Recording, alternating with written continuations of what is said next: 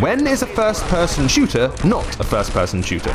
When it's also a tactical third-person RTS. In an apparent effort to give iOS gamers a Call of Duty game which harnesses the full potential of the touchscreen interface, UK developer The Blast Furnace has tried to capture the best of both worlds. A fully fledged Call of Duty FPS, which also lets players command their squad from a drone's eye view. The result is Call of Duty Strike Team, a game which tugs you in two different directions, but never allows you to comfortably settle in either camp. Though you can switch between perspectives at almost any time, some sections of the game's three-stage campaign seem specifically tailored for one mode or the other.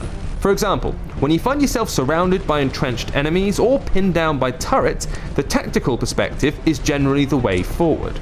In this mode, you can tell your squaddies to take headshots and get one of your team members to flank while the other provides suppressing fire. As well as altering the rules of the game, the third-person mode is also the only way to perform group maneuvers like the assisted wall jump. However, when enemies get all up in your grill, you're better off getting an eyeball behind those iron sights and mowing foes down face to face.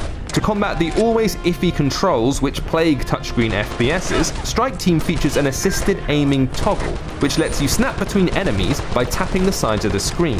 Though it is better than trying to move, aim, and fire using virtual sticks alone, it does feel like a bit of a cheat, and dulls that serotonin rush that usually accompanies a perfectly executed headshot.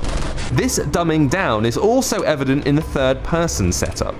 While you can issue several commands, walk, run, fire, hack, you can't choose when to crouch, or put either one of your team members into an Overwatch state.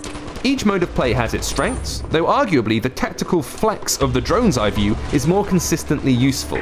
But in trying to develop two games in one, the developer hasn't fully fleshed out either one of them. It's an admirable experiment, especially with a traditionally unadventurous property like Call of Duty. And between gunship attacks, infiltration missions, and the obligatory vehicle section, there's a decent variety of fairly entertaining blasting to be done. If we're completely honest though, we get the feeling Strike Team will leave both strategy and FPS fans slightly unsatisfied. This has been James with AppSpy.com. We review, you decide.